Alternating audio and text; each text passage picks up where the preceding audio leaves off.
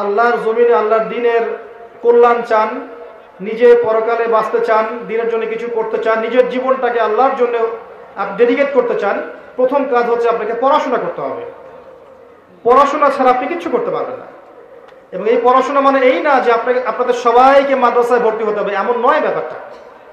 আপনি ফিজিক্স নিয়ে পড়ছেন, কেমিস্ট্রি নিয়ে পড়ছেন, বায়োলজি নিয়ে পড়ছেন, মেডিকেল সায়েন্সে পড়ছেন, ইঞ্জিনিয়ারিং পড়ছেন, সায়েন্স আর কমার্সে পড়ছেন, জিওপলিটিক্স পড়ছেন, ইকোনমিক্স পড়ছেন, যে সাবজেক্টেই পড়েন ওই জ্ঞানটাকে আপনি ইসলামের কল্যাণে কাজে লাগানোর চেষ্টা করেন। That's all. পারবেন না?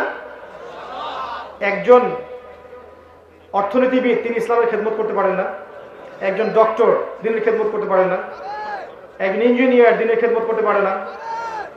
যার মধ্যে একজন ইসলামিক মূল্যবোধ আছে এই মানুষ যদি সমাজের দায়িত্বে আসেন তিনি কি জনগণের খেদমত করতে পারবেন না? মনে করেন কেউ বিসিএস ক্যাডার হয়েছে, প্রশাসনে আছে, তার মধ্যে ইসলামিক নৈতিকতা আছে, সে উম্মার খেদমত করতে পারবে না? এগুলো সবাইকে বাদ দিয়ে কি আমাদেরকে মাদ্রাসায় ভর্তি হতে হবে? না, সবাই হবে না। যারা যারা এখানে আছেন, যে লাইনে পড়ছেন, পড়াশোনা করবেন, বেশি থেকে বেশি পড়াশোনা করবেন, ইনশাআল্লাহ তাআলা আল্লাহ পাক আপনাকে জ্ঞান দান করবেন আল্লাহর পক্ষ থেকে ইনশাআল্লাহ। এই পড়াশোনার পাশাপাশি কি করবেন? এই পড়াশোনার পাশাপাশি আপনাকে ইসলামিক কিছু সাবজেক্ট পড়তে হবে। অনেকদিন বলেছি, আমি আবারও বলছি, কারণ আল্লাহ পাক সূরা আর রহমানের মধ্যে 31 বার বলেছেন ফাবিআইয়ি আলা'i রাব্বিকুমা তুকাযযিবান। কেন বলেছেন বারবার? কারণ বিষয়টা গুরুত্বপূর্ণ ছিল। আপনাকে কোরআন পড়তে হবে 1 number. Al Jamia media, the Holy Quran shows people the right way. আল্লাহ এবং তার রাসূলের কথা যেখানে হবে সেখানে উঁচু স্বরে কথা বলা যায় না, এটা কি আপনারা জানেন? সূরা হুজুরাত পড়ে দেখেন, সূরা হুজুরাতের প্রথম আয়াতগুলো পড়ে দেখেন। আল্লাহ পাক ধমক দিয়েছেন রাসূলের কণ্ঠস্বরের উঁচু যদি কণ্ঠস্বর যায় তোমাদের আমল ধ্বংস হয়ে যেতে পারে তোমাদের অগোচরে। যেখানে আল্লাহ এবং তার রাসূলের কথা হবে সেখানে আদবের সাথে বসতে হবে, বেস বাড়ান, ইকো কমান। যেখানে আল্লাহ এবং তার রাসূলের কথা হবে সেখানে আমাদের ব্যক্তিগত মন মর্জি মতো চলা যাবে না, বসা যাবে না। নাকি আপনাদেরকে বসতে হলে আমাকেও বসেন বসেন টাইপের কিছু বলতে হবে? তাহলে আল্লাহর ওয়াস্তে বসে পড়েন, যাদের বসার সুযোগ আছে বসে পড়েন, আর যাদের সমস্যা হচ্ছে, যাদের প্রবলেম হচ্ছে ক্যামেরার কারণে একটু দূরে চলে যান। আর এই জায়গাটার মধ্যে গ্যাঞ্জামটা কমিয়ে ফেলেন, ওই দিকে ভাইরা দেখতে পাচ্ছেন, এই জায়গাটা গ্যাঞ্জাম কমিয়ে ফেলেন, তো সরে যান। আমরা বেশিক্ষণ তো কথা বলবো না, তো এই সময়টুকু সবর করতে পারবো না? রাসূল সাল্লাল্লাহু আলাইহি ওয়াসাল্লামের সাহাবায়ে কেরাম রমজান মাসে রোজা রেখে ক্ষুধার্ত অবস্থায় যুদ্ধ করেছেন। আমরা ভরা পেটে এখানে একটু কষ্ট করে 1 ঘন্টা বসতে পারবো না? এখনো কথা হচ্ছে, এদিকে কথা বন্ধ না হলে আমি আগাতে পারবো না। আর যত ডিস্টার্ব করবেন আলোচনার টপিক এলোমেলো হয়ে যাবে, কারণ যতবার ডিস্টার্ব হবে বক্তার জন্য সমস্যা, বারবার সেটাকে আবার শূন্য থেকে শুরু করতে হয়।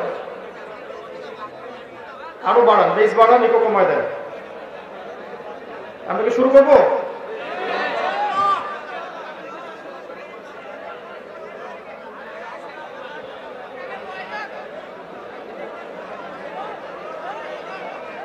কি সমস্যা ভাই আপনাদের? ভাই ক্যামেরার সমস্যা?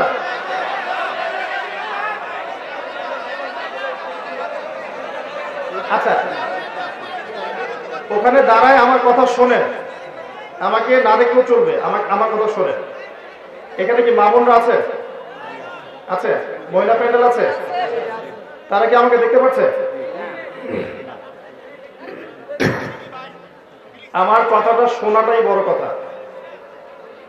মোবাইলে ব্যস্ত হবেন না, ভিডিওতে ব্যস্ত হবেন না, ছবি তোলায় ব্যস্ত হবেন না।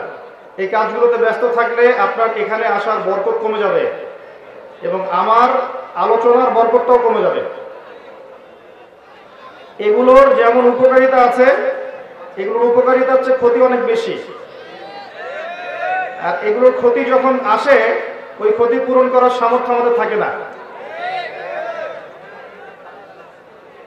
একজন ওলামায়ে কেরাম, আলেম ওলামার জায়গা কি 100টা চ্যানেল নিতে পারবে? পারবে? তো এগুলোর যেমন উপকারী দিক আছে, ক্ষতিকর দিকও কিন্তু প্রচুর। বক্তব্য যা যাবে সেই মাফিক প্রচার হলে ভালো। যদি উদ্দেশ্য প্রণীত প্রচার হয়, বিকৃত অংশ প্রচার হয়, মাঝখানে কোনো অংশ কাট করে দেওয়া হয়, সামনেও কিছু নাই পিছনেও কিছু নাই, শুধুমাত্র উদ্দেশ্য বিতর্কিত করা, ফিতনা লাগানো, ফাসাদ সৃষ্টি করা, যুবকদের এই গণজোয়ারটাকে ঠেকিয়ে দেওয়া, এগুলো কি ঠিক হবে? যারা অসৎ উদ্দেশ্যে মিডিয়ার কাজ করবে, নিঃসন্দেহে আল্লাহ পাক কিয়ামতের মাঠে ওদেরকে জবাবদিহি করাবেন ইনশাআল্লাহ। সৎ উদ্দেশ্যে, শুধু আল্লাহকে সন্তুষ্ট করার জন্য, আল্লাহকে রাজি খুশি করার জন্য বক্তব্যের হুবাহু অংশ প্রচার করতে হবে। রাজি আছেন? এবং প্রচারের পর এটাও বলে দিচ্ছি, যদি আমার বক্তব্যে ভুল কিছু পাওয়া যায়, কোরআন এবং সুন্নাহর সাথে মিলেনি, তাহলে কোনো সন্দেহ নেই আমার বক্তব্যটাকে নেবেন এবং ডাস্টবিনে ছুঁড়ে ফেলে দিবেন। কথা বুঝতে পারছেন? যদি আমার বক্তব্যে কোনো ভুল অংশ আসে, এই ভুল অংশটুকু কোরআন সুন্নাহ দিয়ে প্রমাণিত হয়, তাহলে এটাকে নেবেন, ডাস্টবিনে ফেলে দিবেন। আর যে অংশগুলো আসবে কোরআন সুন্নাহর অনুকূলে, সেই অংশগুলো কি আপনি শুনবেন এবং মানবেন না, আমল করবেন না, নাকি সবই বাদ দিয়ে দিবেন? পৃথিবীতে এমন কোনো মানুষ আছে যে ভুল করে না? এমন কোন মানুষ কি পৃথিবীতে আছে যে ভুল করে না? যারা এই মাইক্রোফোনের সামনে বসেছে, মিম্বরে উঠেছে, কিতাব লেখার জন্য কলম হাতে নিয়েছে, তারা সবাই জীবনে কখনো না কখনো ভুল করেছেন। এখন একজন বিজ্ঞ শ্রোতা এবং শিক্ষার্থী উচিত ভুলগুলোকে বাদ দিয়ে সঠিকটাকে গ্রহণ করা। এই মানসিকতা নিয়ে শুনবেন, প্রচার করবেন, কোনো সমস্যা নেই। কিন্তু মানুষ শয়তানের মতো আচরণ করে যদি প্রচার করেন, বিকৃত করেন, উম্মার ক্ষতি করেন, তাহলে এই জন্য আল্লাহ পাক কিয়ামতের মাঠে অবশ্যই আপনার কলার চেপে ধরবে ইনশাআল্লাহ। আল্লাহ পাক বোঝার তৌফিক দান করুন, আমিন। আর দু একটা বিষয় আমি একটু অপছন্দ করি, সেটা হচ্ছে শোডাউন করা, অতিরিক্ত সেলিব্রিটিজম, এগুলো আমি বিব্রত হই। আমি একজন তালেবে ইলম, আমি কোনো শায়েখও নই, আমি বড় কোনো আলেম নই, তবে আমি আলেমের সঙ্গে এতটুকু জানি, যে ব্যক্তি জ্ঞান অনুযায়ী আমল করে সে ব্যক্তি হচ্ছে প্রকৃত আলেম। চেষ্টা করছি জ্ঞান অনুযায়ী আমল করার জন্য, কতটুকু করতে পারছি আল্লাহ ভালো জানে।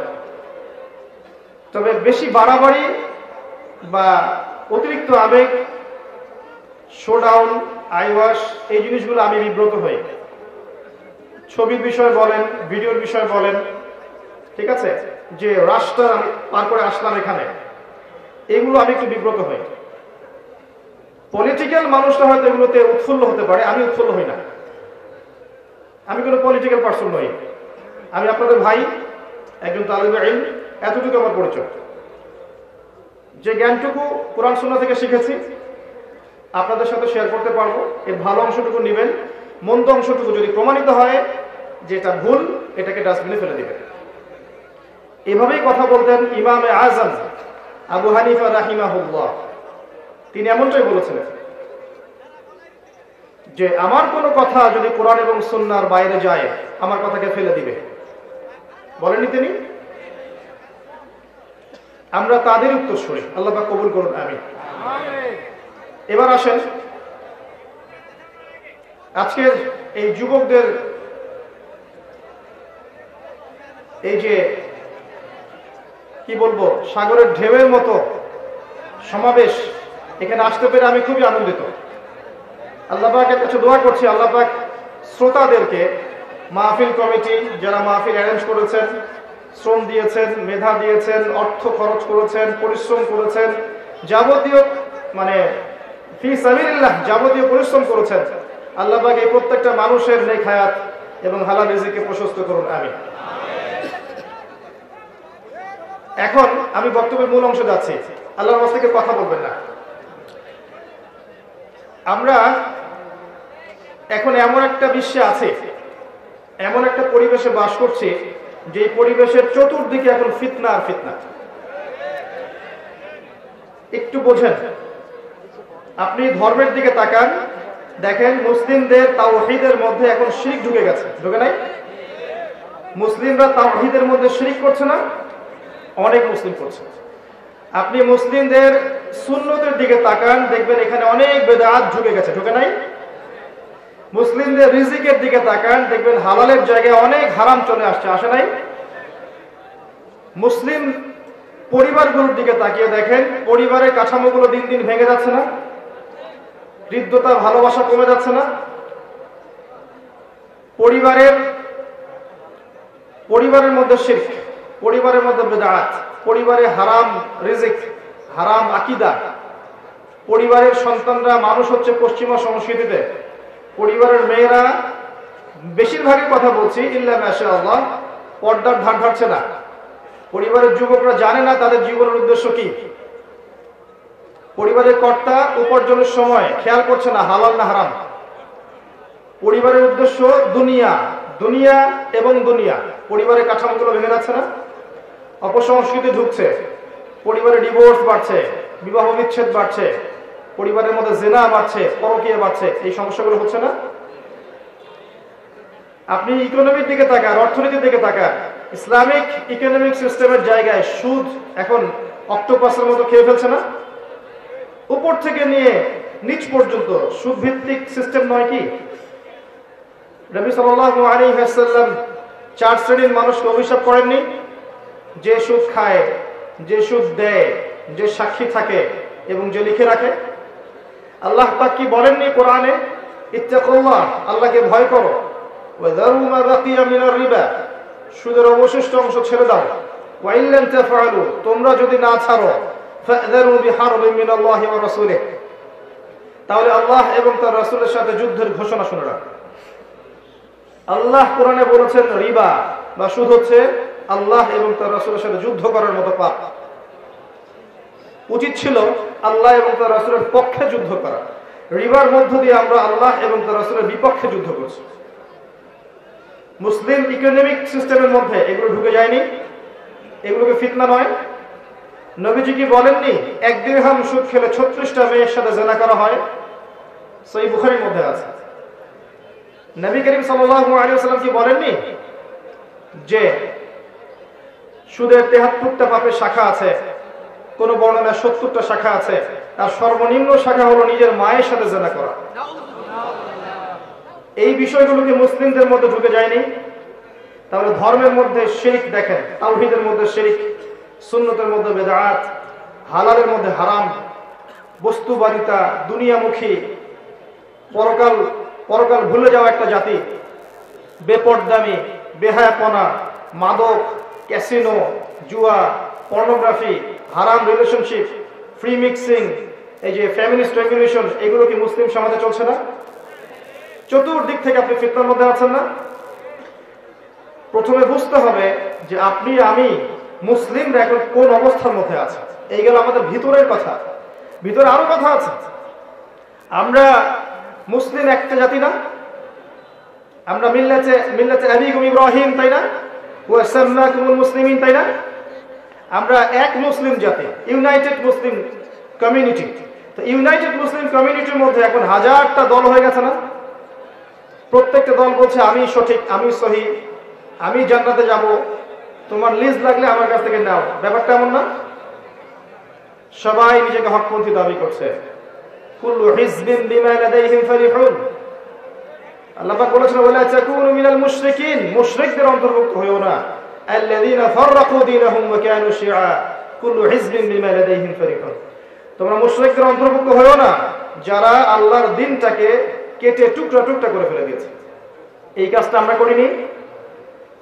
মুসলিমদের মধ্যে হাজারটা দল নাই এবং প্রত্যেকের সাথে প্রত্যেকের কি ভালো সম্পর্ক? অনেক সময় দেখা যায় দাকুরাল সম্পর্ক। দলের মধ্যে বিভক্তি, ধর্মীয় দলে বিভক্তি, একালে মারা কালেমের গীবত, তহমত, সমালোচনা, এগুলোতে ব্যস্ত আছি না আমরা? উম্মার বড় বড় ইস্যুগুলো বাদ দিয়ে আমরা ছোটখাটো ইস্যুগুলোকে নিয়ে ব্যস্ত আছি না? কে কোথায় হাত বাঁধবেন, পাইপা লাগাবেন কিনা, আমিন জোরে না আসতে, ঠিক আছে, জিলাপি খাবেন না খোরমা খাবেন, এইসব বিষয়গুলো নিয়ে ব্যস্ত আছি না? বড় বড় ইস্যুর দিকে আমি আসছি, তখন বুঝবেন যে কি নিয়ে আমরা ব্যস্ত আছি। ধর্মের মধ্যে ফিতনা, অভ্যন্তরীণ ফিতনা, আমাদের ধর্মীয় বিভক্তি, পরিবারে ফিতনা, সমাজে দেখবেন ফিতনা, সমাজের সামাজিক কাঠামোগুলো ভেঙে যাচ্ছে না? প্রতিবেশী কেউ খোঁজ না এখন? দেখবেন বাসায় মেহমান আসলে পর্যন্ত মানুষ বিরক্ত হচ্ছে, মানুষ বস্তুবাদী হয়ে গেছে, আল্লাহ এবং তার রাসূলের মানদণ্ডে নিজেকে বিচার করার মনোভাব ছেড়ে দিয়েছে। ইল্লা মাশাআল্লাহ, অবশ্যই প্রত্যেক যুগে যুগে আল্লাহর অনুগত কিছু বান্দা থাকবে, তাদের কথা আলাদা। আপনি এবার বাইরের দিকে চোখ দেন, পুরো বিশ্বের দিকে চোখ দেন, দেখবেন পুরো বিশ্বের নেতৃত্ব এখন পশ্চিমারা নিয়ে নিয়েছে না? তারা বলছে কোন দেশকে ওঠো, দেশে উঠছে, বসো, বসছে, এমন হচ্ছে না? প্রত্যেকটা ডিপার্টমেন্টকে দেখেন, বিশ্বের মিডিয়া, বিশ্বের প্রযুক্তি, বিশ্বের সমরাস্ত্র, বিশ্বের আপনার অর্থনৈতিক সিস্টেম, পুরো ওয়ার্ল্ডের ব্যাংকিং সিস্টেম, পুরো ওয়ার্ল্ডের পলিটিক্যাল সিস্টেম, পুরো ওয়ার্ল্ডের এডুকেশনাল সিস্টেম, কালচারাল সিস্টেম, এই প্রত্যেকটা সিস্টেম কি এখন তারা দখল করে নিয়েছে না? এগুলো কি আমরা নিয়ন্ত্রণ করি না, বরং আমরা ফলো করি, কাট পেস্ট, ওখানে যা হয় এখানেও তাই হয়। মিলাই দেখাচ্ছি, সারা বিশ্বে একটা গ্লোবাল শিরক চলছে। এই শিরকের উৎপত্তি দেখবেন ওই পশ্চিমা সভ্যতায়। সারা বিশ্বে দেখবেন গ্লোবাল জিনা চলছে, পর্নোগ্রাফি, উৎপত্তি দেখবেন ওই পশ্চিমা সভ্যতায়। সারা বিশ্বের গ্লোবাল দেখবেন সুদভিত্তিক ব্যাংকিং সিস্টেম চলছে, একদম ওয়ার্ল্ড ব্যাংক থেকে নিয়ে নিচু লেভেল এনজিও পর্যন্ত সব দেখবেন ওইখান থেকে শুরু হয়েছে। পুরো বিশ্ব দেখবেন ফ্যামিনিস্ট রেভলিউশন, নারী পুরুষ এক জিনিস, আলাদা কিছু না। সমাজে পুরুষের পোশাক পরে ঘুরবে, আপনি বলতে পারবেন না কিছু। এই যে ফ্যামিলিস্ট রেভলিউশন, এটা ওইখান থেকে আসছে না? এটা কোন দেশ থেকে আসছে? ওই দিক থেকে আসছে না? পুরো ওয়ার্ল্ডের এডুকেশন সিস্টেম যেটা আছে, জ্ঞানতাত্ত্বিক সিস্টেম, এখানে দেখবেন জ্ঞানের মানদণ্ড পরিবর্তন করে দিয়েছে। যুক্তি, বিজ্ঞান, দর্শন, পরীক্ষা নিরীক্ষা, পর্যবেক্ষণের মাধ্যমে যা লাভ করা যাবে তাই জ্ঞান, ওদের সংজ্ঞা। কিন্তু আপনি আপনার যে গায়েবের পিলার, আল্লাহ, মালায়েকা, আসমানি কিতাব, নবী রাসূলগণ, কবরের আযাব, পরকাল, মিজান, ফুলসিরাত, জান্নাত, জাহান্নাম, স্বপ্ন, রূহ, এগুলোকে আপনি ল্যাবে প্রমাণ করতে পারবেন? এগুলোকে ল্যাবরেটরিতে প্রমাণ করতে পারবেন? তাহলে ওদের তত্ত্ব মতে, ওদের এপিস্টেমোলজি মতে এগুলোর কোনো অস্তিত্ব নাই। এটা চলছে সারা ওয়ার্ল্ডে, এবং এভাবেই এডুকেশন সিস্টেম এগিয়ে যাচ্ছে। এর বাইরে ইসলামিক সিস্টেম আছে আলাদা, স্বতন্ত্র। তো এগুলো চলছে না সারা ওয়ার্ল্ডে? পুরো ওয়ার্ল্ডের ফিতনাটা দেখেন, এবং পুরো ওয়ার্ল্ডের অস্ত্রশস্ত্র, পারমাণবিক নিউক্লিয়ার ওয়েপন্স, আপনার মনিটরি সিস্টেম, পলিটিক্যাল সিস্টেমগুলো, অ্যাসোসিয়েশন সংগঠনগুলো তারা দখল করে নিয়েছে না? এই যে বিগত 100 বছর থেকে মুসলিমদের কোনো স্বতন্ত্র খিলাফা নেই, দেখবেন দুই একটা রাষ্ট্র আছে যেখানে হয়তো আপনি দেখবেন ইসলামিক কিছু লস আছে, বেশিরভাগই নাই। বেশিরভাগের মধ্যেই সেকুলারিজম আছে, কমিউনিজম আছে, ন্যাশনালিজম আছে, ডেমোক্রেসি আছে, এগুলো বেশিরভাগ রাষ্ট্রে আছে। দুই একটার মধ্যে দেখবেন হয়তো ইসলামিক কিছু লস আছে। তো এই 100 বছরে দেখবেন ওরা যে এত উন্নতি করে ফেললো, ওরা যে উন্নতি বলতে বোঝাচ্ছি, ওরা যে এত চালকের আসনে চলে গেল, আর আমরা মুসলিমরা যে এই যে চালিত আসনে চলে আসলাম, এই 100 বছর ধরে আমরা কি করছি? আসলে আমরা বড় বড় বিষয়গুলোকে বাদ দিয়ে ছোটখাটো বিষয়গুলোকে নিয়ে বেশি ব্যস্ত ছিলাম। আমি একটু মজা করে বলি যে আমরা হালুয়া, রুটি এবং সেমাই, খোরমা, জিলাপিতে ব্যস্ত ছিলাম। আমরা ব্যস্ত ছিলাম একে অপরের গীবতে, একে অপরের তহমতে, কাকে হিংসা করা যাবে, কাকে বিতর্কিত করা যাবে, কাকে বাধা দেওয়া যাবে, ইন্টারনাল কলিউশনের মধ্যে আমরা ব্যস্ত ছিলাম। এই ফাঁকে রুলিং স্টেট ছিল একটা ব্রিটেন, সে অবসর নিল, তার জায়গায় চলে আসলো আমেরিকা, সে এখন অবসর নিচ্ছে, তার জায়গায় চলে আসলো ইসরায়েল, সে সারা ওয়ার্ল্ডকে এখন রুল করছে। এবং সারা বিশ্বের দিকে তাকিয়ে দেখবেন বেশিরভাগ মুসলিম কান্ট্রিতে মুসলিম মা, মুসলিম বোন, মুসলিম বাচ্চাদেরকে পাখির মতো গুলি করে হত্যা করা হচ্ছে। আমরা মেজর ইস্যুগুলোকে বাদ দিয়ে মাইনর ইস্যুগুলোকে নিয়ে এত বেশি ব্যস্ত ছিলাম। যেমন দেখেন আজকের এই মাহফিলের মেজর ইস্যু হচ্ছে লেকচার, আর কোথায় বসবো, কোথায় দাঁড়াবো, এই বিষয়গুলো মাইনর। আমরা মাইনর ইস্যুগুলোকে নিয়ে বেশি ব্যস্ত থাকি, মেজর ইস্যুগুলোকে নিয়ে ব্যস্ত থাকি না। এখন কি করবেন? এই বিষয়টা কি চলতেই থাকবে? সুসংবাদ হচ্ছে যে না, এমন অবস্থা চিরকাল থাকবে না। বলেন আলহামদুলিল্লাহ। কিভাবে থাকবে না? আল্লাহ পাকের একটা সুন্নাহ আছে। আমি যতটুকু কোরআনের ছাত্র হিসেবে দেখেছি, আল্লাহ পাকের একটা সুন্নাহ আছে। সুন্নাহ হচ্ছে যে আল্লাহ রাব্বুল আলামিন নির্দিষ্ট একটা সময় দেন প্রত্যেকটা যুগের জন্য, প্রত্যেকটা কওমের জন্য, সম্প্রদায়ের জন্য। ফাইযা জাআ আজালুহুম, যখন তাদের সময় শেষ হয়ে যায়, লা ইস্তাখিরুনা সাআতা ওয়া লা ইস্তাকদিমুন, আল্লাহ পাক এক মুহূর্ত বাড়ান না, এক মুহূর্ত কমান না। তো এই পুরো বিশ্বে যা চলছে, বিশ্বে অর্থনীতিতে, সমাজনীতিতে, পরিবারে, ধর্মের মধ্যে ফাসাদে, এগুলো চিরকাল থাকবে না ইনশাআল্লাহ। আল্লাহ পাক কি করবেন? আল্লাহ পাক আমাদেরকে সুযোগ দিয়েছেন, মুসলিমদেরকে একটা সুযোগ দিয়েছেন। আপনার কাছে একটা বয়স আছে, 40, 50, 60, 70, 80, 100 হাইয়েস্ট। এর মধ্যে গোল্ডেন টাইম হচ্ছে আপনার 20 থেকে 50। আল্লাহ পাক আপনাকে সময় দিয়েছেন, মেধা দিয়েছেন, বোধ শক্তি দিয়েছেন, আপনার ঘর পর্যন্ত আল্লাহ কোরআন পৌঁছে দিয়েছেন, নবীর হাদিসগুলো পৌঁছে দিয়েছেন। আপনাকে আল্লাহ পাক উলামায়ে কেরামের সোহবত দিয়েছেন, মসজিদ দিয়েছেন, আযান দিয়েছেন, মাদ্রাসা দিয়েছেন, মক্তব দিয়েছেন। আল্লাহ আপনাকে সুযোগ দিয়েছেন দিন শেখার, জানার, বোঝার, দিনের জন্য কাজ করার। এটা আল্লাহ পাক সুযোগ দিয়েছেন। যদি এই সুযোগ আমরা কাজে না লাগাই, কি করবেন আল্লাহ পাক? আল্লাহ পাক আমাদেরকে এই দুনিয়ার জীবনটাতে হয়তো বাড়ি গাড়ি, টাকা পয়সা, আত্মীয় স্বজন, স্ত্রী সন্তান, আপনার ব্যাংক ব্যালেন্স, জমি জমা, স্ট্যাটাস সবই দিবেন। আল্লাহ পাক হয়তো সবই দিবেন, কিন্তু আমরা যদি দায়িত্ব পালন না করি দিনের ক্ষেত্রে, আল্লাহ পাক কি করবেন জানেন? ইস্তাবদিল কওমান গায়রাকুম, আল্লাহ পাক এই কওমটাকে সরিয়ে দিবেন, এই অপদার্থ কওমটাকে সরিয়ে দিবেন এবং অন্য কওমকে হেদায়েত দিয়ে এই জায়গায় নিয়ে আসবেন। অমুসলিমদেরকে হেদায়েত দিয়ে আল্লাহ পাক ইসলামের ছায়াতলে নিয়ে আসবেন। সুম্মা লা ইয়াকুনু আমসালাকুম, এরপর তারা তোমাদের মতো হবে না। আপনি কি চাচ্ছেন যে আল্লাহ সরিয়ে দেখ আমাদেরকে, দিয়ে অন্যদেরকে হেদায়েত দিয়ে জায়গায় নিয়ে আসুক? বিশ্বের দিকে তাকিয়ে দেখেন, প্রচুর মানুষ পশ্চিমার, এই যে ইউরোপে, জার্মানিতে, ব্রিটেনে, ফ্রান্সে, আমেরিকায়, অস্ট্রেলিয়ায়, আফ্রিকায়, বিভিন্ন কন্টিনেন্টে দেখবেন প্রচুর মানুষ এখন মুসলিম হচ্ছে না? প্রচুর মহিলা যারা একসময় ধর্ষণের শিকার হয়েছিল, পশ্চিমাদের এই নারী ভোগের গোলক ধাঁধায় পরে নিজের ইজ্জত খইয়েছে, এরকম প্রচুর নারী দেখবেন এখন ইসলাম কবুল করে পর্দার মধ্যে এসেছে। তারা বুঝতে পেরেছে ইসলামেই শান্তি আছে। এই যে মানুষগুলো ইসলাম কবুল করলো, এদেরকে কি তরোয়াল দেখিয়ে ইসলাম কবুল করিয়েছি আমরা? জুলুম করে কবুল করিয়েছি? এরা সবাই সাক্ষ্য দিচ্ছে ইসলাম তরোয়ারির জোরে ছড়ায়নি, সৌন্দর্য দিয়ে ছড়িয়েছে। আজও যদি আমরা ইসলামের সৌন্দর্য মানুষের সামনে তুলে ধরতে পারি, আপনি দেখবেন দলে দলে অমুসলিমরা ইনশাআল্লাহ ইসলাম কবুল করবে। এবং কোন কোন ক্ষেত্রে আমি দেখেছি, মাইন্ড করবেন না, কোন কোন ক্ষেত্রে আমি দেখেছি অনেক অমুসলিম ভাই যারা সরকারের কর্মকর্তা আছেন, প্রশাসনে আছেন, অর্থনীতির মধ্যে আছেন, অনেক জায়গায় আছেন, সোশ্যাল দায়িত্বে আছেন, অনেক ক্ষেত্রে তারা মুসলিমদের চেয়ে বেশি সততার পরিচয় দিয়েছেন। এমনও ঘটনা আছে না? আপনি দেখবেন খাবারে ভেজাল দিচ্ছে মুসলিম, হিন্দুর দোকানে যান দেখবেন ফ্রেশ খাবার পাচ্ছেন। দেখবেন দুধ কিনতে গেলে আমরা অনেক সময়, বেশিরভাগ সময় দেখি যে ওই তাদের কাছে যাওয়া লাগে। দুধে ভেজাল দেয় না, মিষ্টিতে ভেজাল দেয় না, দইয়ে ভেজাল দেয় না।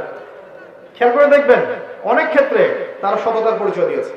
মুসলিমরা পণ্যের ভেজাল দিয়েছে, মুসলিমরা মাপে কম দিয়েছে, সিন্ডিকেট করেছে, মুসলিমরা এই যে কালোবাজারি করছে, করে নাই? মুসলিমরা দুর্নীতি করছে, মুসলিমরা ঘুষ দিচ্ছে, মুসলিমরা সুদ খাচ্ছে, মুসলিমরা জানা করছে, মুসলিম যুবকরা পর্নোগ্রাফি দেখছে, মুসলিম মেয়েরা নগ্ন হয়ে ঘুরছে, বুঝছে না? এরা কি অমুসলিম? জিউস এরা খ্রিস্টান না হিন্দু? কারা এরা? এই যদি হয় আমাদের অবস্থা, তাহলে কি আপনি মনে করছেন আমাদেরকে আল্লাহ পাক সেই জাতি হিসেবে কবুল করবেন যে জাতি ইনশাআল্লাহ তাআলা ওই বাইতুল মাকদাস জয় করবে? কখনো না। ইস্তাবদিল কওমান গায়রাকুম, আল্লাহ পাক অন্য কওমকে হেদায়েত দিয়ে এই জায়গায় নিয়ে আসবেন। সুম্মা লা ইয়াকুনু আমসালাকুম, তারা তোমাদের মতো অপদার্থ হবে না। আমি খুব সংক্ষিপ্ত কথায় পরিস্থিতি যা বোঝানোর চেষ্টা করলাম, এই পরিস্থিতি বোঝার জন্য আরেকটা জিনিস দরকার আছে, এটা শোনেন ভালো করে। এই সিচুয়েশন বুঝতে হলে শুধু তাত্ত্বিক জ্ঞান, ডিগ্রি সার্টিফিকেট যথেষ্ট নয়। আপনাকে কনস্ট্রাকটিভ সিলেবাসে পড়াশোনা করতে হবে, এটা ঠিক আছে, এবং ভার্সেটাইল নলেজ রাখতে হবে, এটাও ঠিক আছে। আরো একটা জিনিস দরকার আছে, সেটা হচ্ছে আল্লাহর নূর, আল্লাহর পক্ষ থেকে নূর বা আলো, যেটা আপনার কলমের মধ্যে আল্লাহ পাক নাজিল করবেন। যার কাছে নূর আছে আল্লাহ পাকের, সে বুঝতে পারবে আসলেই বিশ্বে কি চলছে। যার কাছে নূর নাই, সেই ফিতনাময় পরিবেশে বসে থেকে মনে করবে ও জান্নাতে আছে। আমার কথা বোঝা যায়? এই ফিতনাময় পরিবেশে বসে কিছু মানুষ তৃপ্তির ঢেকুর তুলছে, মনে করছে আমরা একদম বিজয়ী জাতি, মাশাআল্লাহ। অথচ বাস্তবতা এমন যে আমাদের অবস্থা আজকে এমন একটা অবস্থায় গিয়ে দাঁড়িয়েছে যে বিশ্বের পরাশক্তিগুলো আমাদেরকে খুব একটা মূল্যায়ন করছে না। অথচ মুসলিম দেশের সংখ্যা প্রচুর, মুসলিম জনসংখ্যা প্রচুর, মুসলিমদের খনিজ সম্পদ প্রচুর, অর্থনৈতিক সম্পদ প্রচুর, জনবল প্রচুর, সামরিক বাহিনীর সদস্য সংখ্যা প্রচুর, অস্ত্রশস্ত্র মাশাআল্লাহ প্রচুর। তারপরেও ওরা আমাদেরকে গুরুত্ব দিচ্ছে না। কারণ কি? কারণ কুলুবুহুম শাত্তা, কুলুবুনা শাত্তা। আমাদের হৃদয়গুলো এখন বিক্ষিপ্ত, আমাদের মনগুলো বিক্ষিপ্ত, আমরা বিভক্ত। আমরা একের কষ্টে অন্যের পাশে দাঁড়াতে চাই না। ওই ইরাকে কাউকে বোম মেরে হত্যা করলে ওই দেখা যায় ইরান থেকে একজন বলবে ওটা তো ইরাকের ঘটনা, ইরানের সাথে কি সম্পর্ক? দেখবেন ওই যে মিয়ানমারে কোনো ঘটনা ঘটলে দেখবেন যে সুদান থেকে একজন বলছে ওটা তো মিয়ানমারের ঘটনা, আমাদের সাথে কি সম্পর্ক? প্যালেস্টাইনে বাচ্চাদেরকে বোম মেরে হত্যা করলে এদিক থেকে পাকিস্তান থেকে বলবে ওটা তো প্যালেস্টাইনের ইস্যু, আমার কি সম্পর্ক ওর সাথে? এখন আমরা এই অবস্থায় আছি যে এক ভাইয়ের উপরে আক্রমণ আসলে আর এক ভাই মিষ্টি বিতরণ করে। কথা বুঝতে পারছেন? একজনের উপরে যদি কোনো পরীক্ষা আসে বা বিপদ আপদ আসে, দেখবেন আর একজন মিষ্টি বিতরণ করছে। এ আপনার ভাই না যে মিষ্টি বিতরণ করছে, এ মূলত শয়তানের চালা। এ যদি এর মতো শত শত শয়তানের পূজারী যদি উম্মাহ থেকে ঝরেও যায়, আল্লাহর দ্বীনের যাররা পরিমাণ ক্ষতি হবে না ইনশাআল্লাহ। আর ওই যে যাদের উপর দেখবেন অত্যাচার, জুলুম, নির্যাতন আসছে, সবর করছে, দ্বীনের জন্য কিছু করার চেষ্টা করছে, আল্লাহ পাক এই মানুষগুলোকে ইনশাআল্লাহ দেখবেন কাল পরকালে জান্নাতুল ফিরদৌস দান করেছে। কিচ্ছু না ভাই, ওয়াল আখিরাতু খায়রু ওয়া আবকা, পরকাল চিরস্থায়ী। এখানে একটু কম খান, না একটু কম ঘুমান, একটু কম টাকা পয়সা পেয়েছেন, কম ব্যাংক ব্যালেন্স আছে, কিন্তু আপনি আল্লাহর তাওহীদে আছেন, সুন্নতে আছেন, হালাল খাচ্ছেন, দেখবেন ইনশাআল্লাহ ধনীদের চেয়ে 500,000 বছর আগে আপনি হাসতে হাসতে জান্নাতে চলে গেছেন। উম্মার অবস্থা এখন এমন, আমরা বিক্ষিপ্ত। পড়াশোনার ক্ষেত্রে গিয়ে দেখবেন মুসলিম উম্মার প্রায় 80% মানুষ বিশুদ্ধ করে কোরআনটুকু পড়তে জানে না। কোরআন যারা বিশুদ্ধ করে পড়তে জানে বা হিফজ করেছে, তাদের মধ্যে বহু মানুষ দেখবেন কোরআনের অর্থটা বলতে পারছে না। ইয়াং জেনারেশন থেকে তাকাই দেখেন যে তারা জীবনে একটা বারও কোরআন A to Z অর্থ সহ পড়েছে কিনা সন্দেহ আছে। হাদিসে যে কিতাবগুলো আছে এই কিতাবগুলো তারা ছুঁয়েও দেখেছে না কখনো, সন্দেহ আছে। ইসলামের ইতিহাসে যে বইগুলো পড়ে আছে ইসলামিক ফাউন্ডেশনে, কখনো কিনে পড়েছে কিনা সন্দেহ আছে। ফিকহের বইগুলো পড়েছে কিনা সন্দেহ আছে। ইসলামের অর্থনীতি সম্পর্কে পড়াশোনা করে কিনা সন্দেহ আছে। উম্মার যুব সমাজের আজকে অবস্থা। কিন্তু পক্ষান্তর আপনি দেখবেন এরা ঠিকই মাশাআল্লাহ পর্ন দেখছে, নাউযুবিল্লাহ। এরা ঠিকই মাদক দ্রব্য সেবন করছে, এরা ঠিকই গার্লফ্রেন্ডকে সময় দিচ্ছে, হারাম অ্যাফেয়ার্স করছে, ফ্রি মিক্সিং করছে, ক্যাসিনোতে সময় কাটাচ্ছে, জুয়া খেলছে, পাবজি খেলছে, টিকটক করছে, সব করছে। তো এই যুব সমাজের হাতে আল্লাহ পাক ইসলামের বিজয়ের পতাকা দিবেন? সত্যি আপনার তাই মনে হয়? এরা কি ওই মোহাম্মদ বিন কাসিমের মতো, খালিদ বিন ওয়ালিদের মতো, এরা কি উমর ইবনে খাত্তাবের মতো, এরা কি যায়েদ ইবনে হারেসা, আব্দুল্লাহ বিন রাওয়াহা, জাফর বিন আবু তালিবের মতো, এরা কি আলী রাদিয়াল্লাহু আনহুর সেই শৌর্য বিজয় ধারণ করে? দিনের কল্যাণ চান না আপনারা? দিনের বিজয় হোক, দিন ভালো থাক, ইসলাম ভালো থাক, আল্লাহর জমিনে আল্লাহর দিনটা থাক। এবং এই দিনটা কি মানুষের শত্রু? দিন ইসলাম কি মানুষের শত্রু? দিন ইসলামের একটা বিষয় আছে যেটা মানবতা বিরোধী। দিন ইসলামের একটা বেসিক জিনিস আছে যেটা মানবতা বিরোধী। নামাজ, এই যে রোজা, এই যে কালিমা, এই যে হজ, যাকাত, এগুলো কি উগ্রতা? এগুলোর মধ্যে সন্ত্রাস ভাব আছে, জঙ্গি ভাব আছে। হ্যাঁ, একটা শব্দ নিয়ে সমস্যা সৃষ্টি করে, জিহাদ, তাই না? যখন ক্যান্সার হয়, অস্ত্রোপচারের প্রয়োজন হয়, ইভেন মনে করেন এখন কোনো পরাশক্তি, পশ্চিমা কোনো পরাশক্তি, মনে করেন ব্রিটেন বা আমেরিকা বা অন্য যে কোনো কান্ট্রি, ওদের টেরিটরির মধ্যে ওরা যদি ফিল করে যে আমাদের সার্বভৌমত্বের মধ্যে আঘাত এসেছে, ওরা কি চুপ করে বসে থাকবে? ওরা প্রতিহত করবে না? এই প্রতিহত করার অধিকার মুসলিমদের নাই? যদি প্যালেস্টাইনের উপর এরকম হয়, প্যালেস্টাইনিদের অধিকার নাই এটা প্রতিহত করার? যখন সে করবে তাকে আপনি বলবেন সন্ত্রাসী, আমেরিকা করলে বলবেন আপনি মানবতা প্রেমী। এটা কি ধরনের ডাবল স্ট্যান্ডার্ড? এই বিষয়গুলোকে নিয়ে ইসলামকে মিডিয়ার মধ্য দিয়ে সারা বিশ্বে বিতর্কিত করা হয়েছে। ইসলাম কখনো এরকম জঙ্গিবাদ এবং সন্ত্রাসবাদের ধর্ম নয়। একজন মুসলিম কখনো জঙ্গি সন্ত্রাসী হতে পারে না।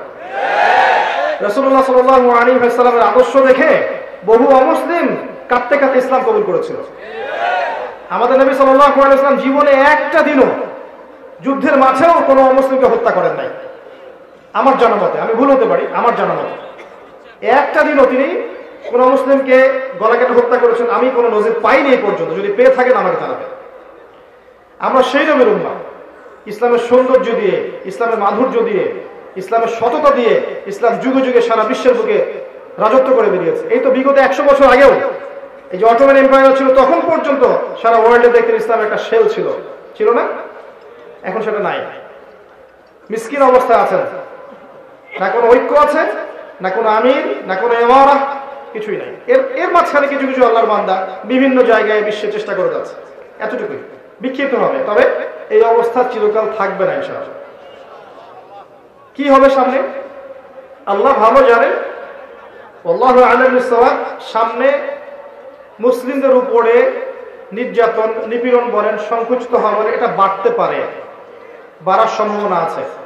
বিশ্ব এমন একটা জায়গায় দাঁড়িয়ে আছে যে কোনো সময় একটা নিউক্লিয়ার যুদ্ধ হয়ে যেতে পারে। আল্লাহু আ'লাম।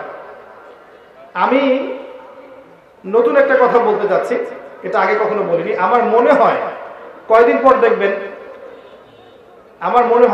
পর দেখবেন যে বিশ্বের পরাশক্তিগুলো দাবি করবে অমুক গ্রহটা আমার, এ বলবে না অমুক গ্রহটা আমার, সে বলবে না ওই গ্রহ আমার, সে বলবে এই গ্রহ আমার।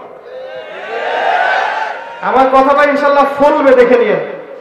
এবং তারা মহাকাশ বাহিনী গঠন করেছে অলরেডি। কারেন্ট অ্যাফেয়ার্স পড়ছেন? যারা বিসিএস কোচিং করছেন তারা হয়তো জানবেন মহাকাশ বাহিনী মানুষ কি জন্য গঠন করতে যাবে। স্টার ওয়ারও হতে পারে। বিশ্বের সামনে হয়তোবা মহামারীর যে ক্রাইসিস আল্লাহ ভালো জানেন বাড়তে পারে। আপনার সামাজিক ফিতনাগুলো, অশ্লীলতাগুলো বাড়তে পারে। আপনার যে পেপার মানি ইউজ করছেন এর মান কমে যেতে পারে। আপনার রিবা কেন্দ্রিক সিস্টেমটা পড়ে যেতে পারে। পেট্রোডলার পড়ে যেতে পারে। তবে যাই হোক না কেন, এতটুকু এনশিওর করতে পারি যে ওয়ার্ল্ডের বুকে একটা রাষ্ট্র মাথা তুলে দাঁড়াবে এবং তার ক্ষমতার দাপট সবাইকে দেখাবে, তার নাম ইসরায়েল। এটা হবে আমাদের কারণে, আমাদের এই ঘুমন্ত জাতির কারণে। আরবের কলিজার উপর বসে, আরব রাষ্ট্রগুলোর কলিজার উপর বসে সে বিগত 70 বছরে সারা বিশ্বের অর্থনীতি, রাজনীতি, ফাইন্যান্স, ব্যাংকিং সিস্টেম, টেকনোলজি, প্রযুক্তি সব নিয়ন্ত্রণ করে নিয়েছে। তখন আমরা কি করছিলাম ভাই? হ্যাঁ, সবাই করেনি। অনেক ওলামায়ে কেরাম ছিলেন যারা শুরু থেকে এগুলো মানুষের সতর্ক করার চেষ্টা করেছেন ঠিকই, কিন্তু তাদের মিম্বরগুলো সংকুচিত ছিল, তাদের কণ্ঠস্বরগুলো বৃত্তে বন্দী ছিল। মানুষ শুনতো না, বুঝতো না, মূল্যায়ন করতো না। মানুষ শোনে না, এখনো মানুষ শোনে না, বোঝে না। এখন পর্যন্ত মানুষ বোঝে না, শোনে না কি হচ্ছে সামনে। ওই এখনো পড়ে আছে, একটা ইস্যু তুলে দেন, সারাদিন ইস্যু নিয়ে ফেসবুকে বসে থাকবে। আর কোনো ইস্যুই নাই, একটা ইস্যু তুলে দেন, সারাটা দিন এখানে বসে থাকবে। মানে এটাই বড় জিহাদের কাছে, কিবোর্ড নিয়ে কিবোর্ড মুজাহিদ। আল্লাহ সমালোচকদেরকে হেদায়েত দান করুন। দ্বীনের জন্য ভাই কিছু করেন। আপনার প্রতিভা থাকলে আপনি বলেন, লিখার প্রতিভা থাকলে লিখেন, একটা মসজিদ করা থাকলে মসজিদ করেন, একটা মাদ্রাসা করেন, এতিমদের দায়িত্ব নেন, বিধবার দায়িত্ব নেন, নারীদের জন্য কোনো প্রজেক্ট করেন, মা বোনদের পর্দায় আনার ব্যবস্থা করেন, ইসলামিক কোনো এনজিও করেন, ইসলামিক ইকোনমিক সিস্টেম লঞ্চ করেন, কৃষিভিত্তিক প্রজেক্ট করেন, কিছু একটা করেন যেটাতে আপনার দিনের উপকার হবে। ওইভাবে বসে সারাদিন ফেসবুকে গুতাগুতি করলে দিনের জীবনে কোনো উপকার হয় না। ফেসবুকে বসে আর সারাদিন যদি সমালোচনা করতে থাকেন, দিনের কোনো উপকার হয় না। আরতে মাঝে নেমে কনস্ট্রাকটিভলি কাজ করে দেখান। একদিন চেয়ারে বসে একটা বক্তব্য দিয়ে দেখান কত বিশুদ্ধ বক্তব্য দিতে পারেন। এই জায়গায় সে বসেন আগে, তারপর দেখা যাবে। যে কত বিশুদ্ধ করে সুন্দর করে কথা বলতে পারে। এত সহজ না সবকিছু। মাঠে না নেমে সাইড থেকে তালি মারা সহজ। বাংলাদেশ ক্রিকেট টিম খেলবে, আপনারা জানেন যে আমি ক্রিকেটের সাথে একসময় সংযুক্ত ছিলাম। বাংলাদেশ ক্রিকেট টিম খেলবে, দেখবেন গ্যালারির চারপাশে অনেক দর্শক, এটা এইভাবে মারলে ভালো হতো, এটা কাভার ড্রাইভ করলো না কেন, এটা পুল শট খেলা যাইতো, স্লগ ওভার আরো মারতে পারতো, এগুলো বলতে পারবে। ওর হাতে ব্যাটটা তুলে দেন না, তারপর দেখেন কিভাবে পিটায়। জাতি হিসেবে আমাদের সমস্যা আছে ভাই। সমালোচনার সংস্কৃতি না, কাজ করে কনস্ট্রাকটিভলি কাজ করে জাতিকে এগিয়ে নেন, দেশকে এগিয়ে নেন, উম্মাকে এগিয়ে নেন, সমাজকে ভালো কিছু দেন, রাষ্ট্রকে ভালো কিছু দেন। ইসলাম সবসময় সবার কল্যাণকামী। কোশ্চিন কালো ইসলাম কারো অকল্যাণ চায় না। ইসলাম কখনো কারো অকল্যাণ চাবে না।